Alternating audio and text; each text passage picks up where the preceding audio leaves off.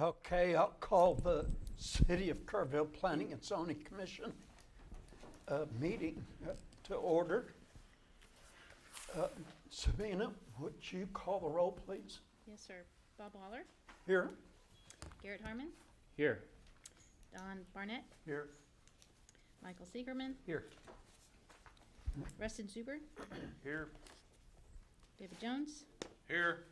Marty Leonard. Thank you. Okay, we have a quorum. The first item on the agenda is a visitor citizens forum. Any person with business not scheduled on the agenda is encouraged to briefly speak to the commission. Please fill out the speaker request form and give it to the commission secretary prior to the meeting. The number of speakers be limited to the first 10, and each speaker limited to 3 minutes. No formal action can be taken on these items as the Open Meetings Act requires formal action items be posted on an agenda no later than 72 hours before the meeting. If formal action is required, the items will be placed on an agenda for a future meeting. Item number 2, all items listed below on the consent agenda are considered routine or ministerial in nature and will be enacted with one motion. There will be no separate discussion of items unless a commissioner or citizen so requests, in which case the item or items will be removed from the consent agenda and considered separately. Item 2A is approval of the minutes from the February 15th, 2018 meeting. This item will be postponed to the next available meeting at the Planning and Zoning Commission. Okay, no action there. Number 3, for consideration and action. Consideration and final action, preliminary plat. Consideration and action concerning a preliminary plat of Comanche Trace, Section 15, the subdivision containing approximately 5.33 acres of land out of the William Watt Survey, number 65, abstract 364, in the city of Kerrville, Texas, and located along the future extension of Comanche Hills. Case number 2018-007. Sabina, oh, you moved the podium. Yes, we did. This item comes before you, as was just stated. This is a further preliminary plat of the further single-family section of Comanche Trace. As I stated in your fairly small staff report, that the item will come back before you as a zoning recommendation because we have now triggered the annexation for this property. And as you'll recall, these sections are coming in one by one for annexation, so you will see it again, and then again at the final plat stage. But we did, at the DRC level, the staff reviewed the preliminary plat, and it meets all of our requirements, and we do recommend approval. That's all I have on this one.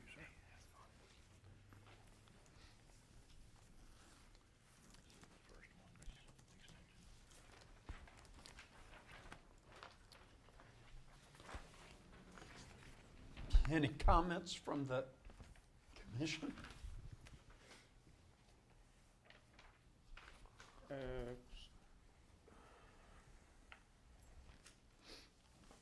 Does there need to be a turnaround at the end of this?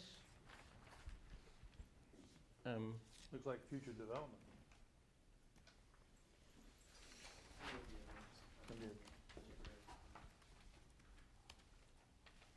And I don't recall, the applicant is here, by the way, the representative.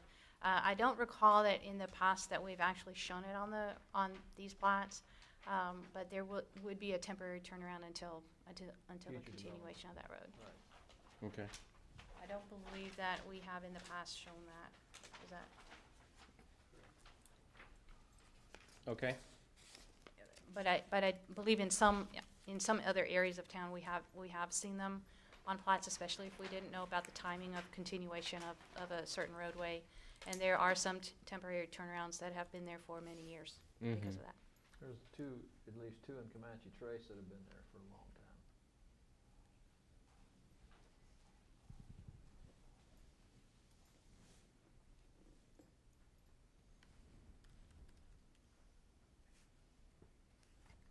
No questions from staff at all?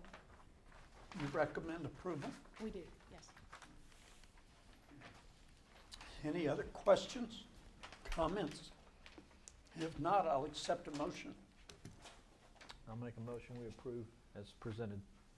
Okay, I have a motion. Do I have a second? I'll second. I have a motion and a second. All in favor, raise your right hand. And it passes 5-0. Thank you.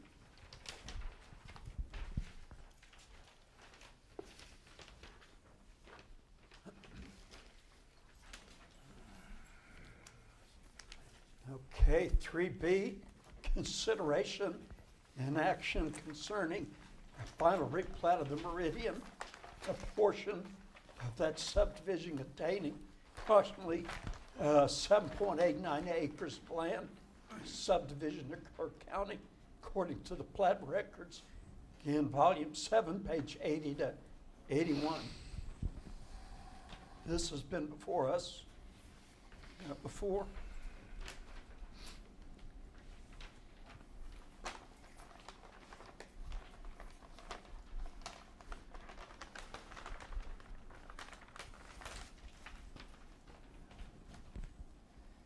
True. Thank you, Chairman and Commissioners.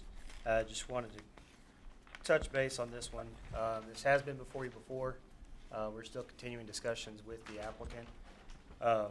Through some discovery of some case law through local government code and the state statutes, the direction for this replat originally was to replat, which does require a public hearing.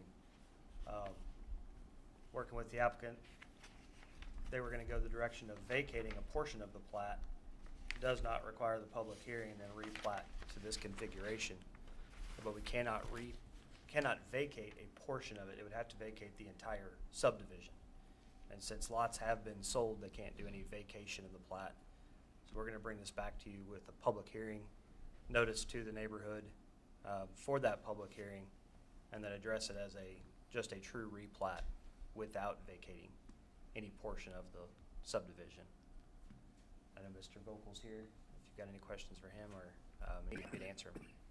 Are there any other issues other than the vacating question? No, and we've worked replat? out. Sorry, let me switch this here. I'll say that, maybe I can get to it. We have worked out with the surveyor and engineer and their team this fire access lane to West Crest Drive, according to the 1999 resolution of the development agreement for this, or not development agreement, resolution for the private streets. So it will not be paved as a public road or a private road, but it will have an all-weather surface for the fire department access through a private gate at West Crest Drive on the north end. Public Works has worked with them to get the easement and access point to the lift station. It runs from this cul-de-sac back southwest to the lift station that's back here in this open space. They've, of course, completed all their drainage analysis and so on. So it's just the posting of that public hearing and notification that was lacking, and we'll bring. One of the questions, I think, when this was approved originally, you had to have 3 points of access. That's correct. The 1999 resolution approved by council required 3 access points. One is down here off of Lois. The second one is here off of, I think it's Oak Hill Drive, is that right? I lost my pointer. Those 2 are existing, Okay. and then the third one was up here at West Crest. This will be the third, though. This will be the third, right. And it'll be a manual gate. It won't have any electronic, just for emergency access only. Okay. So there's no action to be No taken today? That's correct. Thank you. Okay, there being no action, we'll move to Item number 4. Item number 4, public hearing and action for a conditional use permit, public hearing consideration and action on a recommendation concerning a conditional use permit for an approximate 2.0 acre tract, Lot 1, Block 3, Sutton Addition, located at 3410 Memorial Boulevard, east of Loop 534, between Carmichael Street East and Tucker Road East. File number 2017-070. Sabina? Thank you. This item comes before you this evening because we've had a request for the placement of, or the installation of one HUD code. I call it a HUD code manufactured home because it meets the definition of that HUD code manufactured home, and I'll show that to you in a minute. The zoning on this property, we're on the far east end of the city. It is zoned E29, which as you look at the purpose statement, is basically compatibility. The purpose statement says that uses shall be compatible with especially with the VA hospital, but also as the eastern entrance into the city. You'll see on this slide, and this is also in your staff report, a significant amount of property in this area, including the tract itself, is in that E29 zoning classification, the E just standing for east. And then the aerial showing you the property itself. The tract itself is a fairly significant acreage. There is an existing home on the property. Because you cannot have two primary uses or principal uses on the same tract of land, they have submitted a minor plat to subdivide the property into two separate tracts, one for the manufactured home and one for the existing house. We did discuss in the past several options for the use of that home, either as a rental, short-term rental, or a longer-term, like a rental house to live in. There are different implications depending on the use in terms of compliance with the building code.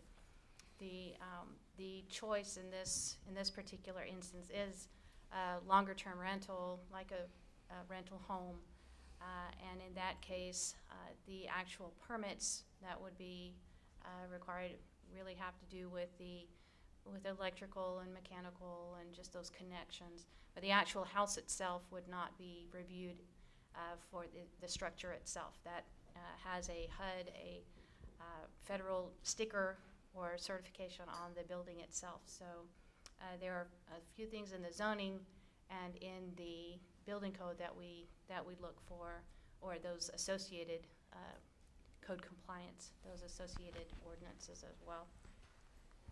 Oops, let me go back here.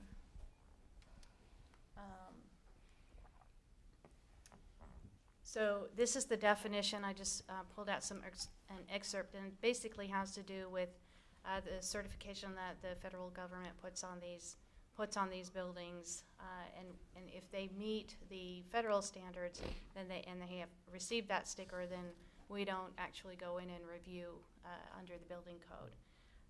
And there is a difference between a mobile home that as we have gotten used to calling some of these structures that have been manufactured, and the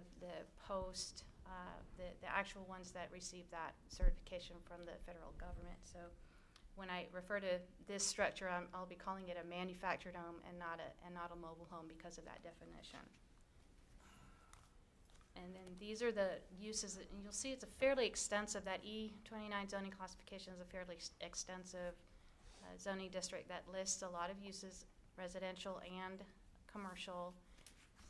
Now, as I stated, that the plat has also been submitted to us. It is considered a minor plat. The document that is associated with sorry, let me back up here for a minute. So this is a photo of the structure. Right now, it's my understanding it's located outside of the city limits. with the intention of pulling it in and placing it onto this property. When it's placed on the property, it will be required to be anchored to the ground, to have a foundation, to be skirted. There are some limitations as far as the materials. It cannot be metallic. It could have a metal roof, but not a corrugated metal roof. And there will need to be, under the zoning, there will need to be a porch across the front and steps or stairs to access. And the front of it cannot be blocked by a carport or a garage. So the entrance will need to be facing the street and cannot be blocked. So you'll have to be able to see it basically from the street. So we do have some limitations for these manufactured homes where they are permitted either by right or under a conditional use permit, as is before you this evening. And then this is in your packet as well. This is basically showing compliance with the setbacks and with parking. The parking area will be, there are only 2 parking spaces required for the structure for the home. So it's the same as your house, a single family house required 2 parking spaces. And you'll recall a recent discussion about the improved surface, either asphalt or concrete, but there is an interpretation that permeable pavers are also a permitted surface, but there is an interpretive memo that we that we talked through with this commission a while back, that the stabilized crushed granite can also meet that standard for paving. So basically, even though it's a very small paver, it is considered a permeable paver under the current interpretation. We did take this to the Development Review Committee and reviewed this and the plat. There are standards. It is a fairly discretionary standard level of review having to do with that compatibility. So that is up to you after having heard any comments during the public hearing, but also with your review as well, as far as whether you believe that this would be a compatible use for the surrounding area. But we also look at some things like vehicular access and the parking that I talked over just a moment ago here. The access will be, I can go back. This is a portion of a larger, really more of a commercial subdivision that takes access back through the lot that is to the west. And there's a cross-access easement between the lot to the west that has frontage along 534, along the loop, what we call the loop, and through this property, and then back to Memorial in this area. The plat that we have reviewed would show access back through the second lot where the existing single-family home is located. So there would not be its own separate access point for the second lot. Sidewalk, and I talked about this in the staff report as well. The sidewalk would be a requirement of the plat that can be deferred to the permitting stage, and we do that most of the time here in this city. There is a request for a waiver to that sidewalk requirement. It would just be that small portion for the lot frontage along Memorial here, just for this lot. There is an exemption, I will point out, in the sidewalk regulations for this portion of Memorial east of the loop. If this property were to develop commercial, as had been some discussion in the past, it would actually be fully exempt from the sidewalk requirement. The fact that it is being requested as residential triggers the sidewalk requirement, which will be going before the City Council for a request for a waiver for that. So I just wanted to point that out. The standard requirements or the ordinance standards have been reviewed for compliance by the Development Review Committee, and we found all compliance other than with the intention for the sidewalk to be waived. And that's all I have for you. Okay, are we looking one lot or two lots? It does get a little bit confusing on the plan that's before you, because what they're using as the base map for the final plat. Their request is for one manufactured home on the western lot, the second lot. 3B. But it's not been replatted yet? Well, the plat has not been recorded yet. Okay, but There- it has been replatted. They have submitted a replat for this one lot.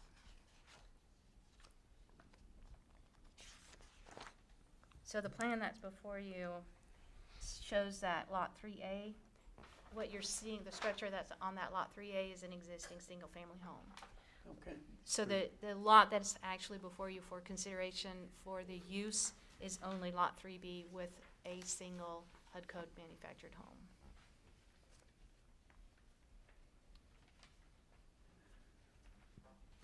okay.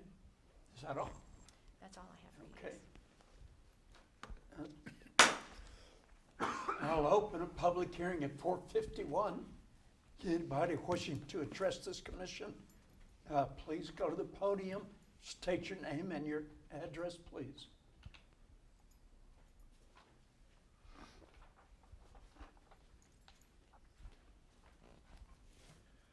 My name's Charles Wickware. I'm the owner of this property. And the intention that my wife and I had was to try to develop, some affordable housing, because Kerrville is in short supply of affordable housing. Our kids are at the age where they're trying to establish a family and get started. And the housing is just, price for housing in this area is just hard for them to really get going. So we bought this property, and since we didn't realize how many easements were going through there, it prevented us from adding additional structures there. So we just want this one manufactured home on there, primarily for my daughter. My son's going to be living in the existing home that's there. So that's the intention that we have for this property at this time. Okay, so you own the property, but you're not a resident there? No, we're outside. We live outside the city. I've been in this city as a business person for 28 years, and now that my daughter wants to have an expanded family, we need to have a bigger home for her. Okay. And so that was the intention that my wife and I have had for this property. Is that the long-term use of this? For the manufactured time home? being, my daughter's fixing to have, or planning on having a second child, and the current residence that they're at is just too small for her. And so this modular home, this manufactured home is what we have the intention of having them live in for quite some time. Because she, at the moment, she's employed by the VA, so she has all intentions in staying here Okay. for a while. Is the, Uh, re- Any excuse me, question? is the reason for the location because of all the easements? Is that the reason the manufacturing home is being put where it is? Because of all the easements we see go through, or could that be put anywhere on the property?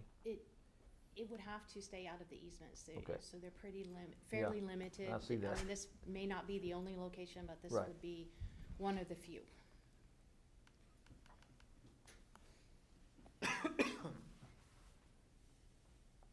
Well, it looks like it's being located, I've looked at that property, that's a nice flat spot you're talking about out there. But there is no room up in 3A to put that. Well, to be honest with you, my wife has been in conversation with Ms. Sabine for quite some time, trying to determine what's the best location, and I think they've settled on this location as being the most feasible. So this will be two separately titled lots? Yes. Sabina, you said that Yes. they couldn't put it on 3A because then you'd have two residences on one lot.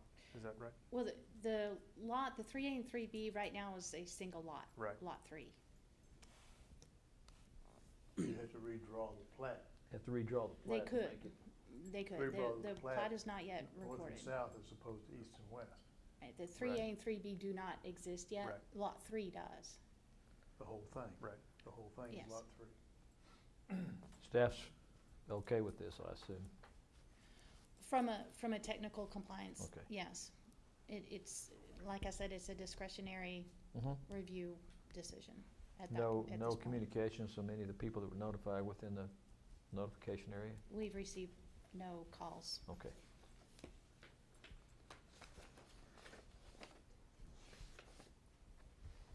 Pretty Any other straightforward to me. questions? Should we Looks Yeah, say pretty now or public what? straightforward to hearing. me. Oh. We close the public hearing, if that's all. Thank you. Thank you. I'll close the public hearing at 4:55. And take comments or questions from the commission. My initial concern is, and I visited with the staff about this a little bit, this is zoned District 29E. That's correct? Yes, sir. 29E says this is primarily to be developed with professional offices, personal services, retail limited to smaller buildings, and residential use, which will complement and enhance the eastern entrance into the city from Highway 27. To me, that's a gateway entrance into Kerrville. Development should also be designed as to not unnecessarily or unreasonably adversely affect the operation of the VA, which it wouldn't do. But I guess I have some challenges with the zoning that this was designed for.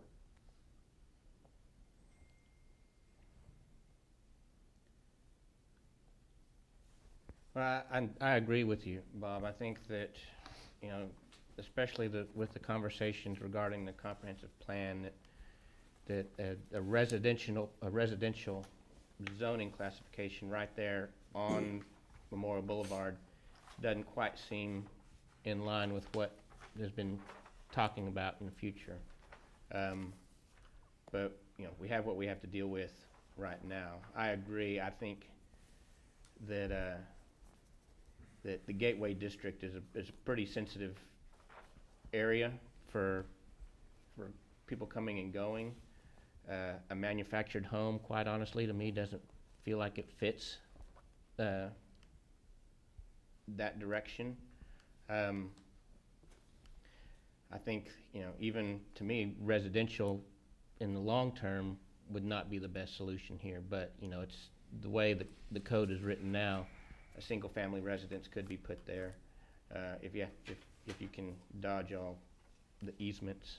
I appreciate what the landowner is doing in trying to help his family, and I can understand that. But I think a manufactured home personally is not the solution for this property. Other comments? Thoughts? Well, as you're saying, the Memorial Highway is the gateway. But also, if you think about Loop 534, it's also part of the commercial side of the area. So you're kind of caught on both sides of that problem there, because that should be developed more in a commercial sense as opposed to a residential sense. Any kind of residential area. It's a difficult problem.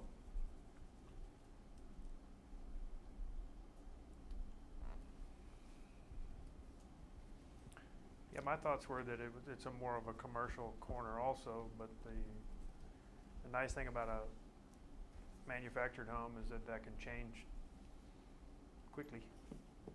My thought, Go ahead. I was gonna say, my thought is, and I understand that the comprehensive plan, what they're looking for in the future, but what I get out of the comprehensive plan is the biggest need we have in the city today is affordable housing for young people to entice them to come here, to stay here, to work here, raise a family here. And I have a hard time interfering with property owners' rights because of what we anticipate for the future. I mean, if they were talking about putting something up there that was unsightly or could be considered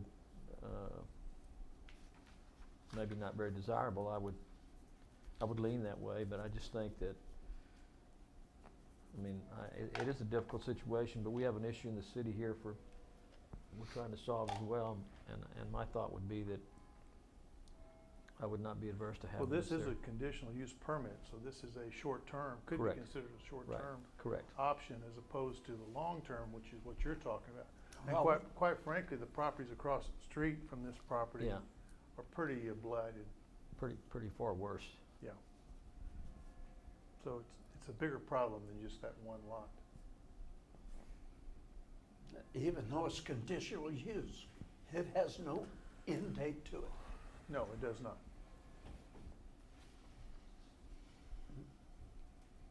Any other comments? If not, I'll accept a motion. I would make a motion that we approve the conditional use permit as submitted. Now, do I have a second? I'll second. Okay, I have a second. All in favor, raise your right hand. It does not pass. 2 positive, 3 negative.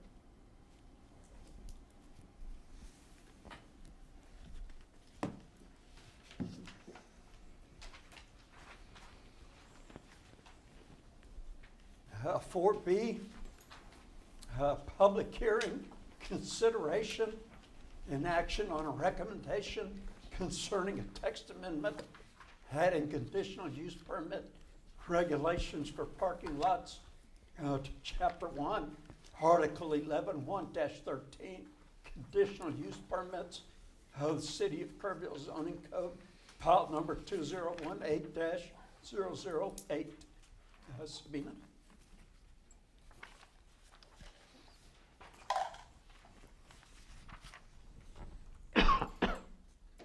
If you'll recall, we had a rezoning request that came before you for a parking. The intention was for a parking lot, but the only option at that time, actually at this time under the current ordinance, is in order to have a parking lot, you have to have the same zoning as is on your is the use that it's serving. So the only option at that time was to go through a rezoning request process. That rezoning was denied at the city council level.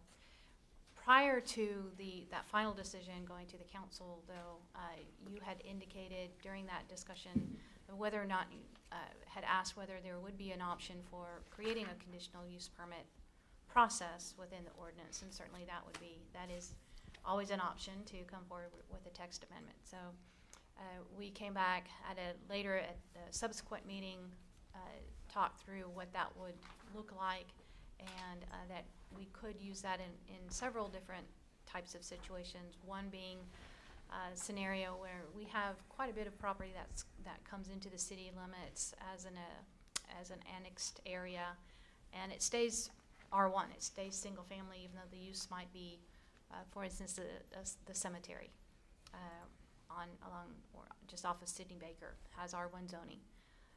So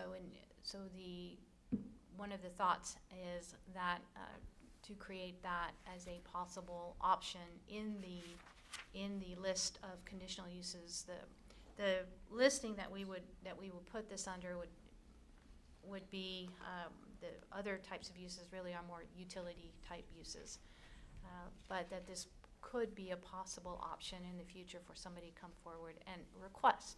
That does not tie you, because as you saw in the previous case, you do have quite a bit of discretion when it comes to conditional use permit requests. The main difference with a conditional use permit versus a rezoning is with a conditional use permit, you do get to see the plans and have under a typical zoning request, you might see some plans, you might see some intention of what would happen on the property, but the applicant is not tied to that. With a conditional use permit, they would be tied, and that plan actually becomes part of their request. So, two things. One is you can always recommend denial, and then ultimately the city council then would have the final decision on each specific conditional use permit that would come forward, and or you could tie additional conditions to the plan that comes forward, be it screening, be it the amount of property that's involved, be it access, all of those review criteria you can address and tie more or less, depending on how your discussion goes on a particular site. So really and truly, in the long run, it really doesn't hurt. It would just provide you that additional possible tool in the future. So with that, we do recommend that you amend the ordinance to give you that tool, and then if that other case comes back forward, and you can decide that on its own merit. But at this point, all we're looking at is the actual text amendment. That's all I have. Okay, is there suggested language already in here? I didn't see it. It Yeah, came I before think you it at the last, what's before you is just the section of the entire chapter Okay, that is existing out of the zoning code. but there's nothing in particular about language in here about adding parking lots. Text amendment? As a text amendment. Right, once this goes to the city council, there will be an actual, if you decide to go forward, there would be an actual,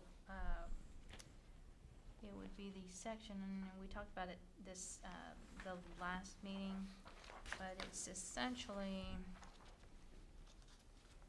Well, all the procedures and protocols are in place, it's just adding the language Just that, need to add the fact that a parking Specific lot, Amendment text amendment language. for parking. yeah. right, it would be, parking this, would be included. yes, on the first page, under D, D? where it says conditional use is permitted in any zone with a conditional use permit, would just add a number 5, parking lots. Parking lots, okay. Sabina, why go that route as opposed to adding it on the land use charts for each zone like we do for every other land use? Because some zones, I think, should not have a parking lot in them. Some should. So that's kind of the way it's worked before, is you would add that as a land use, and it would say conditional, or it would say nothing.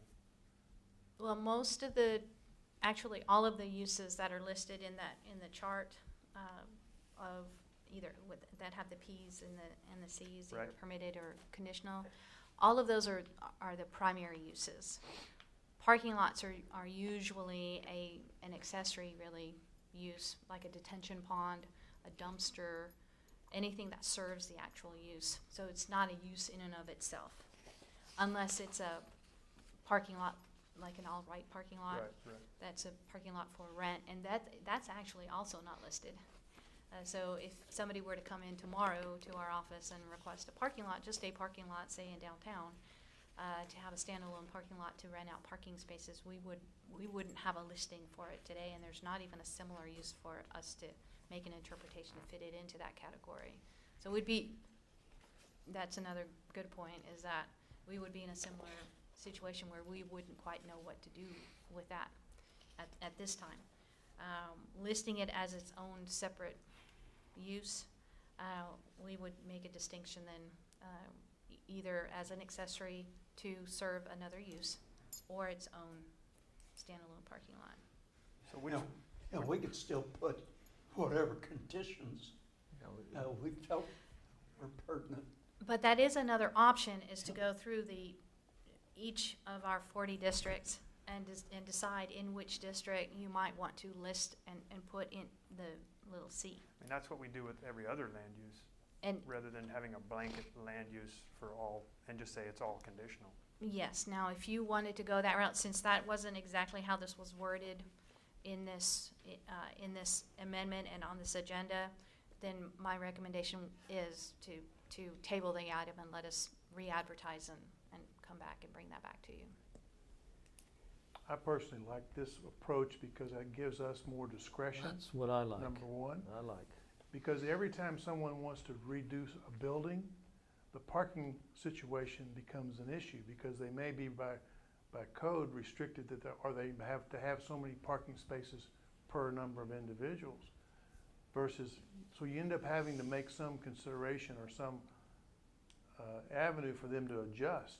And this gives you that opportunity to adjust based on because you can't predict the land usages over time.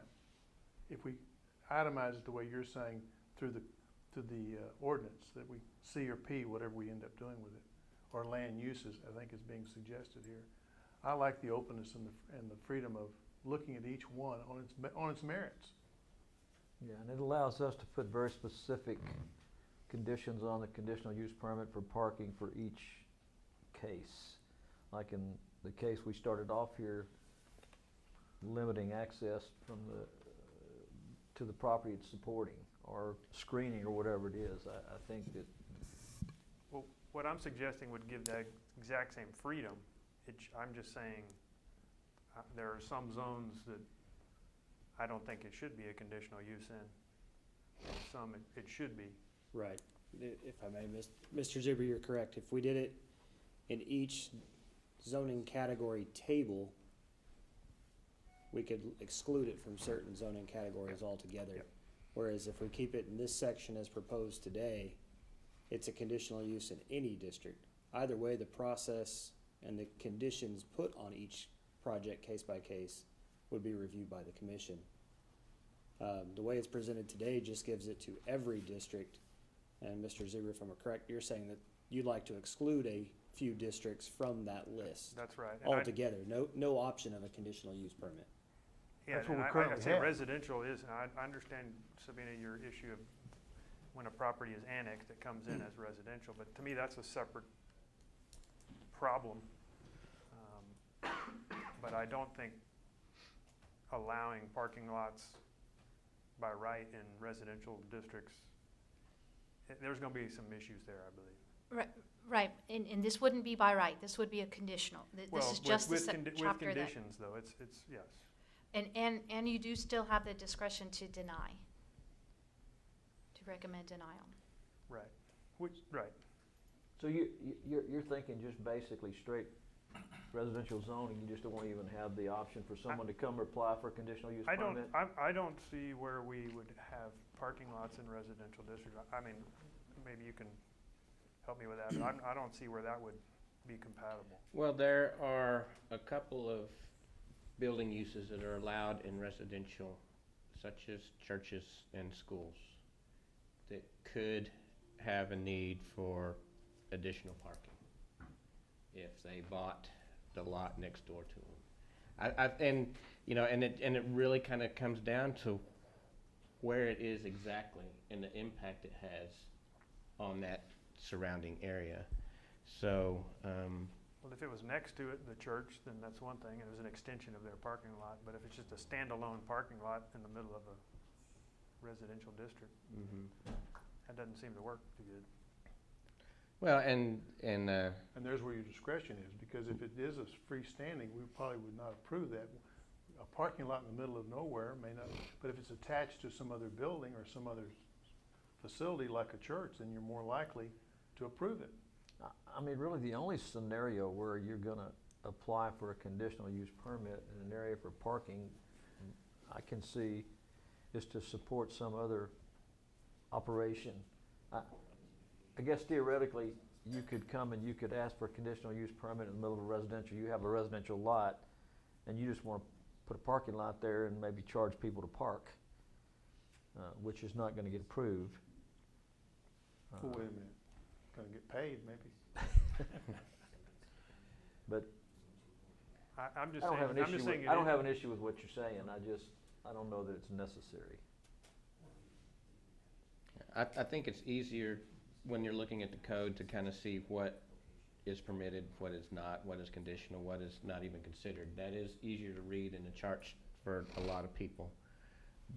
But I also feel that the way Kerrville has developed over time, all of the zoning districts have quirks and parts to them that maybe in a certain circumstance it might be okay. And I think that in this case, we're starting, when we start listing per zoning district, we're starting to limit our, I don't know, starting to Potential limit growth. what we can Well, do this requires a there. public hearing. Let's go ahead and open that. Before we do that, Yep. Mike, do you see any issues? Okay.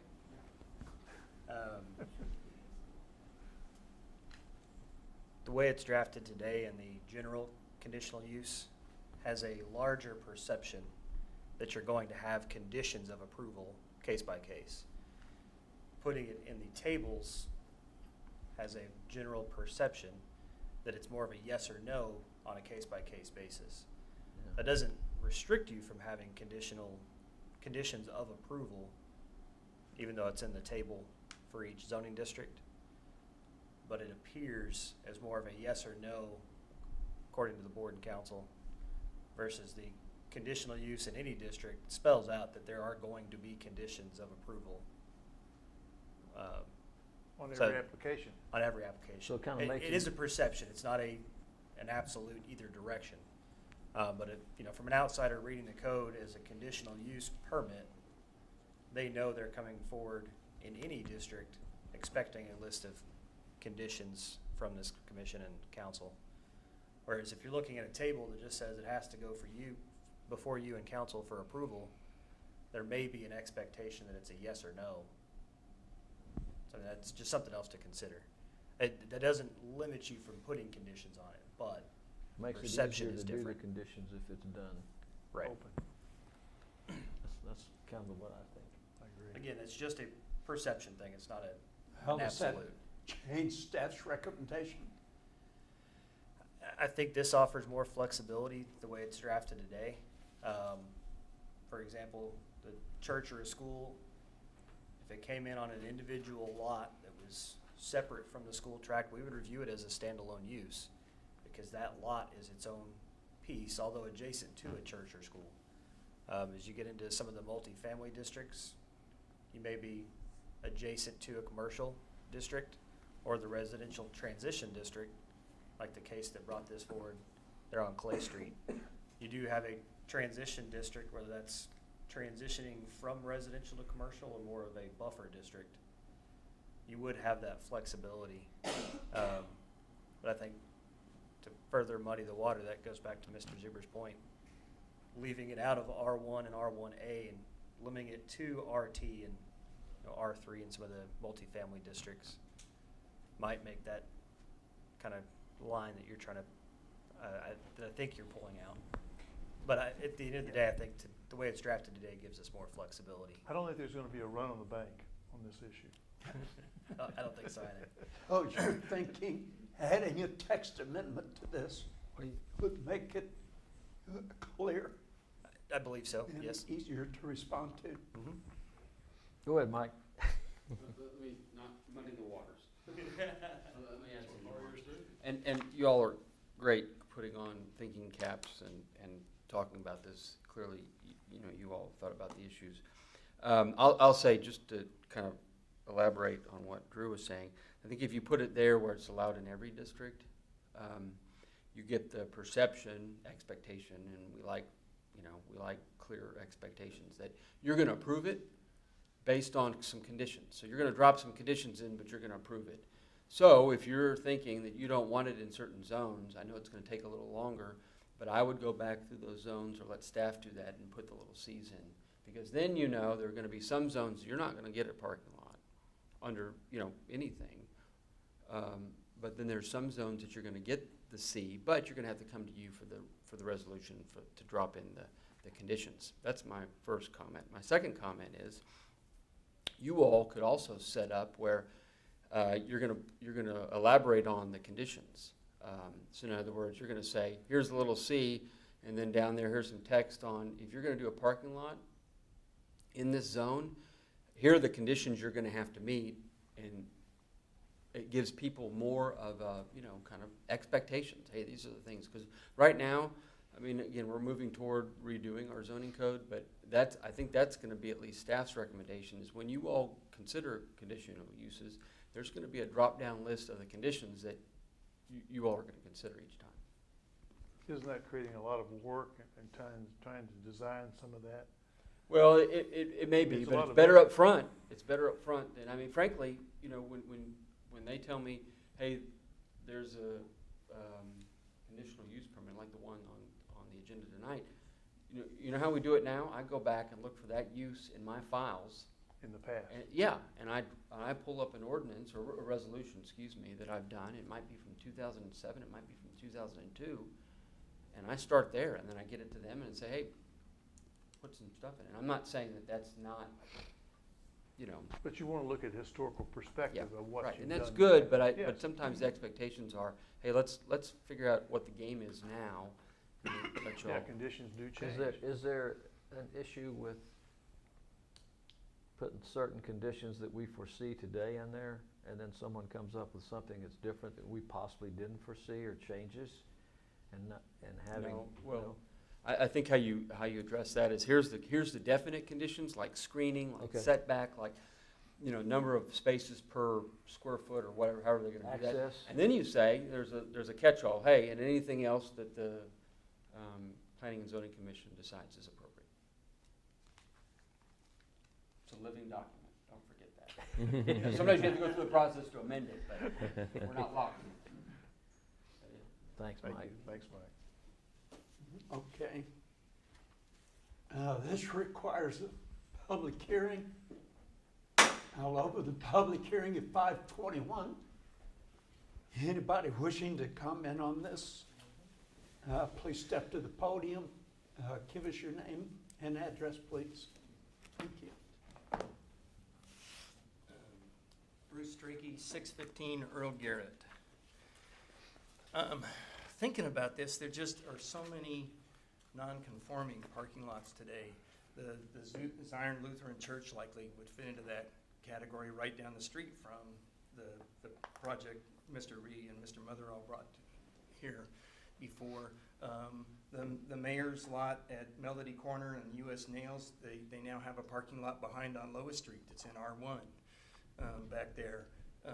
There's the Windstream parking lot downtown that for many years they rented out spaces, and it's a separate lot behind Windstream on the other side of the alley there that basically sits empty. We all wish we could park there now, right? And so I really, when you first said that, Rustin, I really liked that idea, but in hearing Mike, I think that having that ability, that could be useful to us over time. And like the Lois Street example, that is likely a neighborhood that's going to change over time. Right now we have one property, and I'm not trying to pick on Robert, but Melody Corner and US Nails, that Danny Tran bought that a few years ago, turned it into the nail shop and everything, and I think Robert and Bonnie have owned that property for some time, and it's starting to develop there. But it's only one depth, especially because of the way the angle goes through the old original parcels that now Junction Highway, diagonals that. And so there needs to be more parking for places like that on our busy thoroughfares. And so, that idea that it's a living and that we have the opportunity to do it in different places, I think could be really useful. So that's just kind of my thought in trying to think of places that we all know downtown or in town where the flexibility may be good. Bruce, you're saying purely residential zoning might possibly need to have a conditional use permit for parking if it's adjacent to a commercial property. In the example of Melody Corner and US Nails, right, that's R1. I pulled it up on the map while I'm sitting here to double check. So if we exclude that, then... If we exclude that, then now that becomes a non-conforming use, and I guess it's a non-conforming use now because we don't have any parking, and so, and yet that's on a busy thoroughfare that we'd likely, someday, I'm hoping in the next 10 years I can talk Danny and Robert into selling that, and we'll sell it to somebody else and develop it, right? Because that's what I do. But you know what I mean? On our main thoroughfares like that, where we have the residential come so close, and Gives you maybe the flexibility, is what you're saying. is That's you what can I'm look at saying. each one, someone can come with a site plan, like the old city hall, where it was before. There's been a lot of discussion about that land with other land along there. How would you do that? What is that, how is that zoned now, and how would you apply parking, because could become a parking issue there? Well, and we rezoned that. That is actually all commercial back to Lois now. But you're right, and that's the other vehicle, is you say, okay, well, Melody Corner and US Nails, you gotta rezone that property on Lois, and maybe that's a better path, and that's, I think, what Rustin's trying to get to. I just see it, the flexibility of being a good thing, but Incrementally, though, what happens is people develop property, just like the Melody Lane situation. Incrementally, they added the parking lot at the back. right, And because they this is need what it. happens. So And that's you- a non-conforming parking So lot. the text mess, I mean, this being text in here, I'm wishing I'd used a different example now, Mike. But anyway, So how does, Well, the old city hall. well, Had but we not re, con- we that's re, been, that's been. we Parking lot rezoned on the the old city, backside. but we rezoned the old city, well, but Yeah, at the but time, not when the city hall was there. but That that's was all one, residential. but that's all one lot, but it was two zones. It was 2 zones. The two yeah, but there's a better 1.15 case for acres there, rezoning it if it's that was all one one lot, lot than but there two is if zones. it's two Yeah. lots. And so, anyway, I don't know, do we wanna have to go through a rezone or a PDD to then be able to use the parking, or do we want that more flexibility? That, I guess that's my question, and from my perspective in trying to do stuff here in town, with the size we are now today, I like the flexibility, and I wanted to share that with you.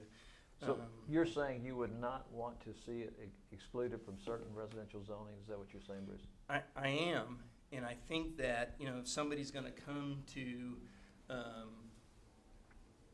if we're gonna pick a spot, you know, off of Virginia, you know, and somebody says they wanna have a rental parking lot, well, that's gonna come here and it's gonna be, you know, it's obviously not gonna get a CUP, because it's not gonna make sense, and having that flexibility to come, and I know that can be really disappointing, but and when it makes sense at a place like Melody Corner and US Nails, you guys can look at it and say, hey, you know what, we wanna have a screening fence on this side, and we wanna have a landscape fence on that side, and make that work, and I'm not convinced that part of the conditions can't be a timeline, where maybe, you know, within the next 10 years, we need to bring an application for rezoning or PD, or, I mean, I think you guys have a lot of latitude I mean, on that's the something that kinds could of have been used conditions with that you that can put on stuff. conditional use permit for that manufactured good home. point. I know in timeline. other cities, I've seen conditions where, you know, when If they have to bring it back not in a certain amount of that time, like if you it's see specific development to happening there.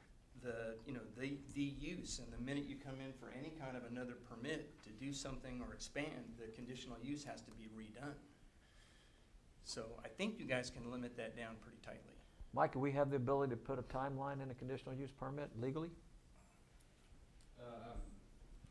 Like an overall, Like what It Bruce won't was expire. saying, An let's say that you expiration, issue it, yeah. you grant, you know, No. Bob said it's in perpetuity. You grant a conditional use permit with the stipulation that within 10 years or whatever term, you have to come back and reapply for that conditional use permit. Is that something we can do? I haven't looked at that issue in a My long que- time. only reason I say that I is don't because think this you can. couple that wanted to put their daughter in a house there could, Yeah. No? I don't think I you don't can. In think so. general, zoning, changes and applications kind of run with the land. We've heard Okay. that before, and I think you're okay. stuck. You're locked in. Yeah. Now, But it can be tied to the use. yes. Oh, it Use is to the changes use. or, you know, It's they use expand. changes. Yeah, if the use changes, that's different. So I was wrong about the time, but it can be tied to the use, which does put a time basically on it or And development. what, Bruce, what you're describing is a parking lot associated with another piece of property. But there is the issue, you brought up this also, the paid parking lot, there's really two different issues, right? It's- Those are two different issues. Yeah. And Right, because a paid parking lot, that is a primary use. Right. The likelihood of someone getting a conditional use permit for a standalone parking lot is pretty unlikely, in my opinion. To support an adjoining business, I think is a very feasible situation, but just to come and apply for a conditional use permit, because I want to put a parking lot there, because I want to park something there. I Well, the think parking garage was initially designed as a paid parking facility. Yeah, but that wasn't residential transition, was it? No, That's what I'm saying. no, it was not. And then I have a question on just, is it normal the way we do parking here in Kerrville where it's all specifically designed to the use, because it is very confusing. You know, in Bruce's, in support of the idea, and I know I didn't like the zoning idea, but in support of the idea of parking, you know, when he originally designed that building, he didn't necessarily think there may be a restaurant in there, and now he has a restaurant that doesn't need a lot of parking, and the ordinance requires it because of the use, and that makes sense. But is that the best way for us to be regulating parking in Kerrville, and is that the most common way that's done in cities around? I would say it's most common to look at parking based on use. Yeah. In the case of Ms. Motherall's project, as a multi-tenant use, it usually has a facet of shared parking anyway. You have multiple tenants; they're not always going to be full at the same time, typically.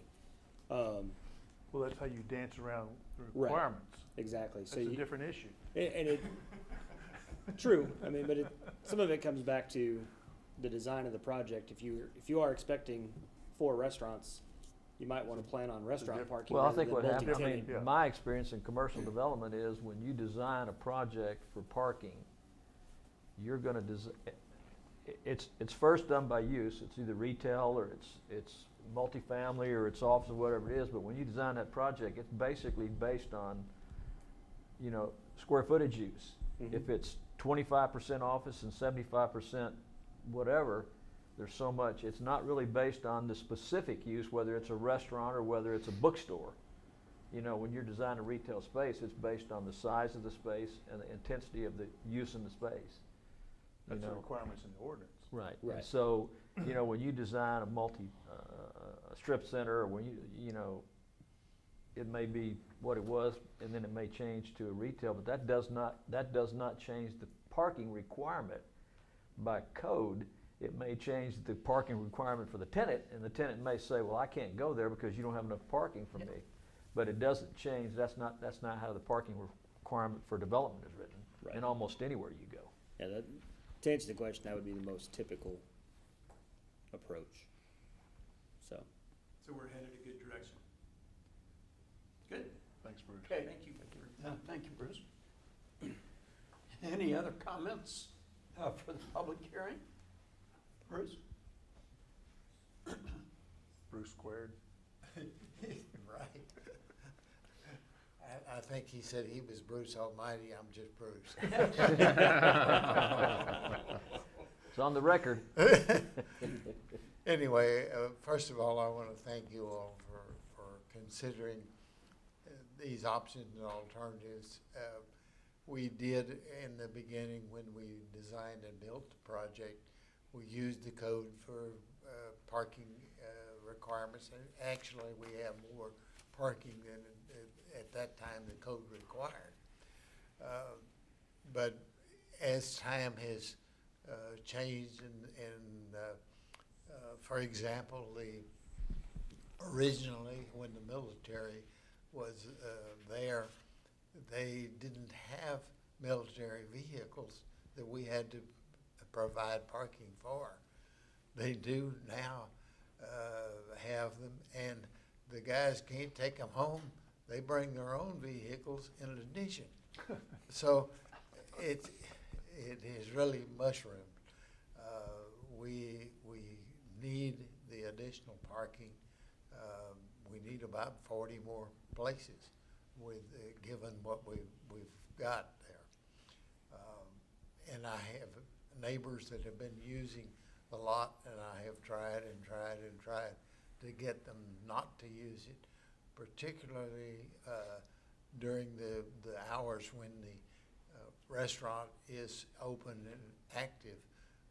The restaurant has had people, quite frankly, that have complained to the restaurant owner about not having parking. And so this is an attempt to address that issue. Bruce mentioned the parking lot at Zion Lutheran, but he didn't mention the one adjacent to this lot, which is there, paved and open for use. We want to be a good neighbor. And our intention is to provide a nice, secure, clean place for the tenants to park, to give us room for customers in the front area. That's what we're looking for, and any consideration by this commission and, of course, the council would be appreciated. Thank you. We're working to get there, Bruce. Yeah, I know. Thank you. Any other comments for the public hearing? Hearing none, seeing none, I'll close the public hearing at 5:35. Comments from the commissioners? Well, as I said earlier, I like the flexibility that we need to have so we can look at these on a case-by-case basis. So I recommend that we approve whatever the next step is. I don't know what we're going to do next to get this into the. What do you, Well, a positive recommendation from this commission would then go on to the city council for with, making, with writing another a public text amendment? hearing, and yes. Okay. It is action Right, the action item is a recommendation. for the text amendment. Just to add the text amendment, Yes, it just says parking lot. yes. Any other comments? After the text or language is added, do we get to review it again, or is because the text amendment, we don't see what the verbiage right now is. It's just going to be parking lot. Okay, they're just going to list parking lot. Well, Right, it's gonna that's be a what's- that's conditional what's use a suggested. conditional use permit for a parking lot. Mhm. Is that what we're talking And about? it falls under that section D. Right, it was so simple that Okay. Word worth writing now, down. the more complex options that you're talking about, then, right, you'd probably want to see then Mm-hmm. them, and that's why I said you probably would want to table, and then we'll talk through whether that would also need to, whether we would need to re-advertise this public hearing as well. So what you're talking about is making it section D, 5. Yes, very simply listing parking lots. Okay. I would make a recommendation, we give them go ahead to write the text amendment under what we've proposed. One last thought. Yes, sir. Russ. Just to clarify what you said, Mike, the title of D says conditional uses permitted in any zone with a conditional use permit, and your comment is that if we put it there, we're basically saying they are permitted in any zone with conditions, right? As a conditional use. But, right, but still, and you're saying then their expectation is that it is, when somebody comes in, their expectation is with conditions, I'm gonna get this parking lot. Yes. But if it was on the charts, you're saying that I think it's clear that, I think it's clear in that respect that we could say there no. are going to be some districts that you're not going to get it. Right. So don't even come. Yeah, I mean, it's not a, It's not a condition. not even a conditional use, right? And that's up to y'all in terms of your recommendation. Well, I mean, we get those applications now. Right. Where it says C in the table, Like we had just today. like we looked at earlier. Yes. Yes, you do. And so they could come for the same thing And here. wouldn't using today's example, we would have had to have given them we would have had to have let them do it with conditions. No, I think, because you all voted it. No, I'm saying if it was in this section right here, this section No, is saying. if they were Yeah. asking for a parking lot, even if they're asking for a parking lot, we're not required to approve that, I think, my understanding. well, this is my point. If you drop it in as D5 for conditional uses permitted in any zone with a conditional use permit, I think the expectation is that you're going to give them the use with some conditions. Right, and look at those other uses. Those are almost Yeah. guaranteed with conditions. Right. That's my point. I think if you're, in this day and age, again, we're all about expectations and transparency. If there are some districts that this body doesn't think is appropriate, then I would go through the exercise of looking at each district or having staff do it and come back with a recommendation. I would also go through this, and I haven't looked at it closely. I didn't know how far down the road y'all were or wanted to be. I mean, I think you talked about it. There's a difference with having a standalone parking lot. Not a huge use here, may never be in the next X number of years, by 2050 or whatever. But it sure it will be, because you see it in the bigger cities. So you're going to deal with a standalone use, and then you're going to deal with that ancillary use, maybe on a separate lot.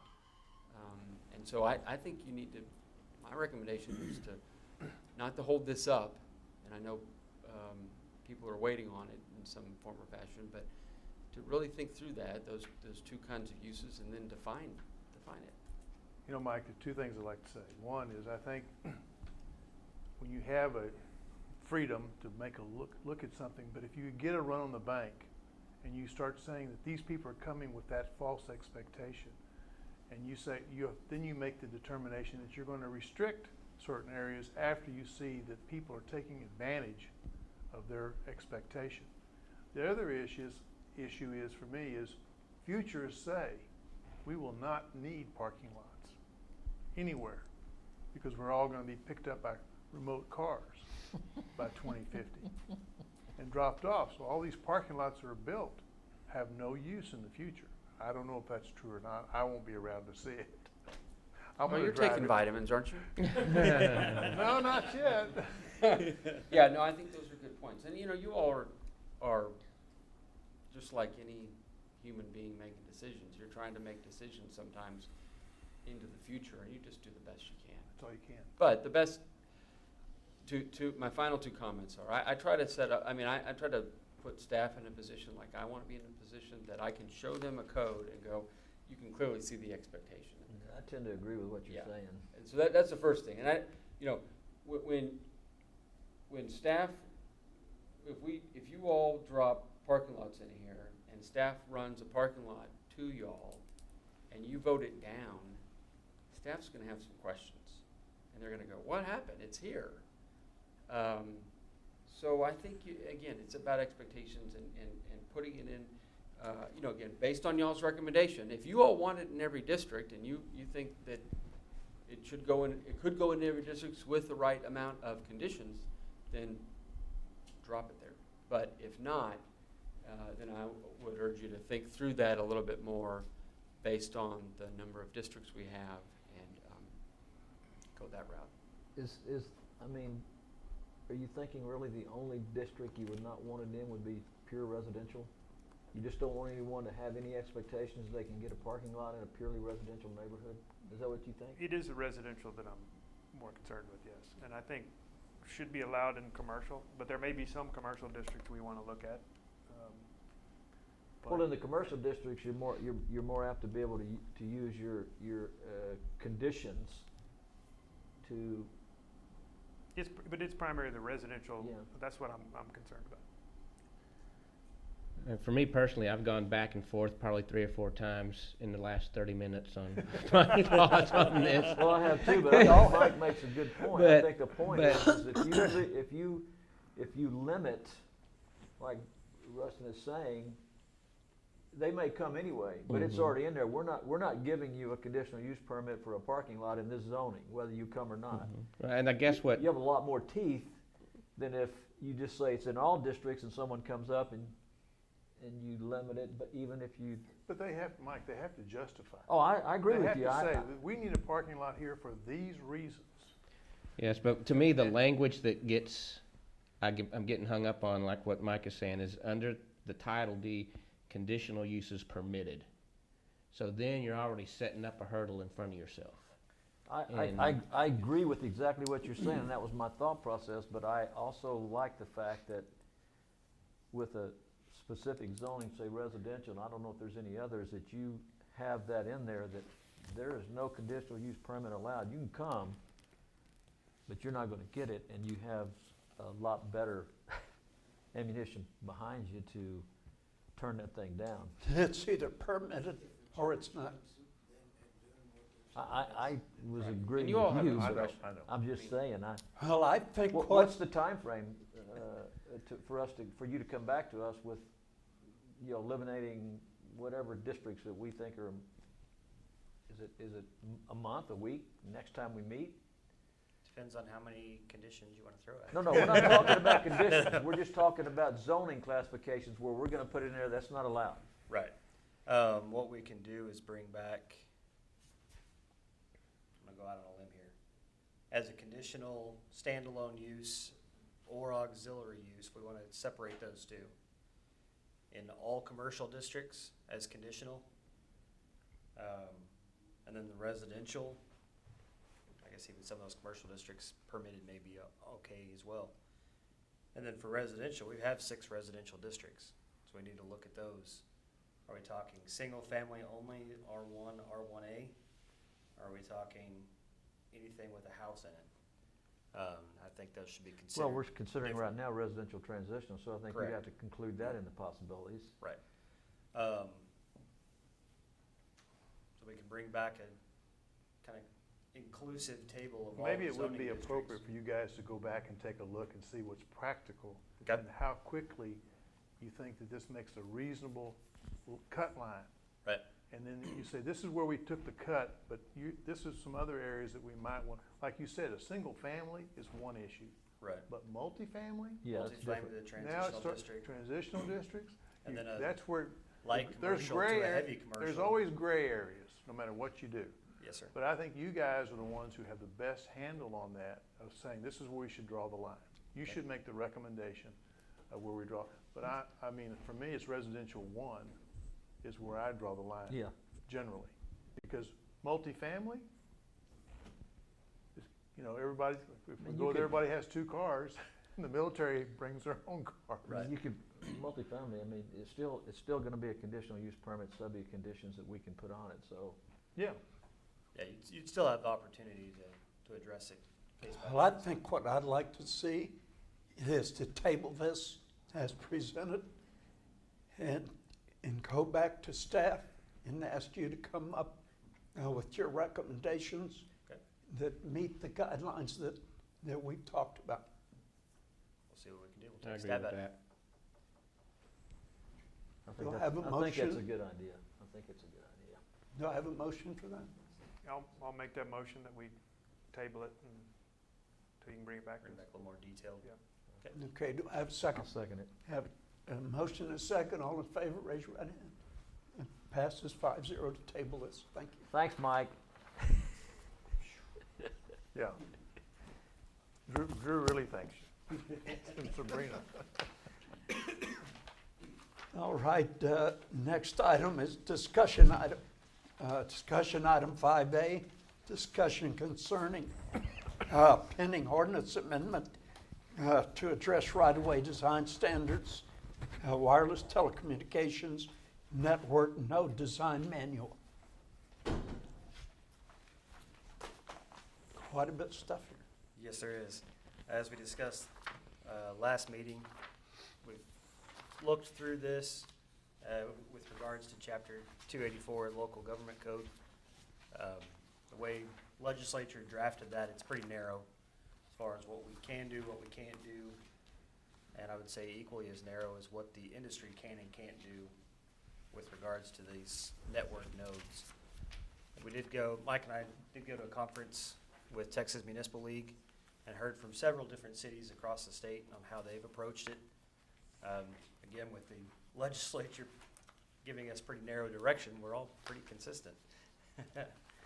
We are going to look at taking the design manual forward for adoption to council with your recommendation. Again, it's not an action item because it won't have any bearing on the commission coming back. You won't see these projects as they come in. The one change I do have that's not drafted in front of you, if you look at page 33, if you want to kind of follow along with me, with regard to underground compliance, and so this is talking about, there's several different types of these network nodes and their technology. Some of them will have a wired connection from node to node. According to our subdivision regulations, if it's not major transmission lines, utilities should be underground. And so we're going to adjust this section here to reference the subdivision regulations that from network node to network node, those utilities must be underground. Underground. Right.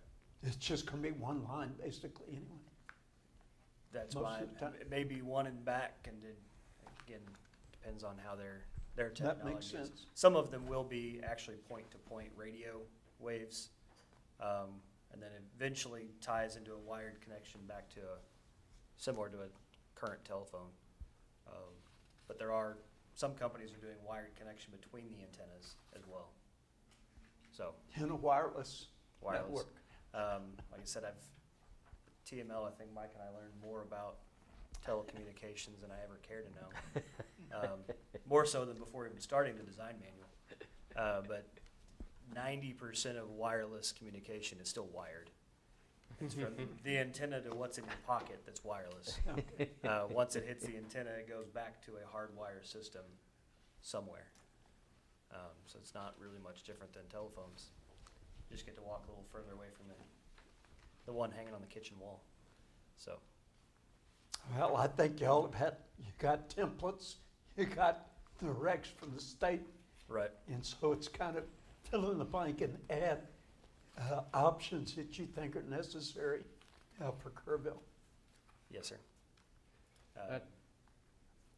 I was just gonna say, you have an area marked here on designated areas about showing a map. I think that would be really helpful. I think that a lot of people coming in and looking and trying to understand, Right. especially not coming from Kerrville, I think that would be very helpful. And you're talking about designated areas referencing the design districts, correct? Yes, on on page page 32, item D. I have a little hesitation to that. Not opposed to it, but our design districts are zoning districts, which could change. Change, yeah. Okay. Subject to change. And so we've kind of gone back and forth on that as well. I agree with your point. Having it in this document to hand to the network providers is much easier. But the hesitation would be if, either through the comp plan or through some zone changes with the commission and council, those boundaries could change. You could note that in there. You that couldn't put an we could- asterisk. Subject to change. Put an Subject to asterisk change, and in there, there? yeah, we can get our caveats in there as well. So we may do both, do a general map, these are the general areas, subject to zoning district, contact planning department. Yeah, and I guess each time a zoning district change, this is just another thing you'll have to go back Right. and.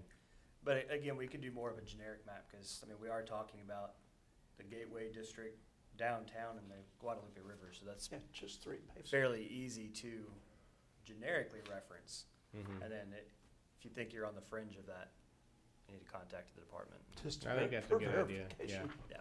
Yeah. The only thing I saw, I actually read through most of this, just some typos, and duplications of words, like on page 43 on the table of contents, things like replacement twice.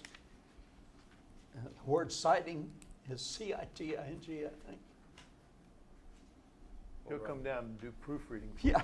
Yeah, we'll run through it one more time. Well, Did you stay awake in one reading, or did Yeah. it take you a couple times? I read this 2-3 nights when I was having trouble going to sleep. I'd say I dream about it, but I don't Well, think I'd that's the say right it's word. fairly comprehensive, but we're going to depend on y'all. If We there's- really appreciate you doing that too. Thank you. If there's any questions that you might have that you need our input on. I'm interested in the outcome of the lawsuits myself. Yes, sir. The price up on Yes, this there's- deal. There are a couple lawsuits across the state, pending, of course.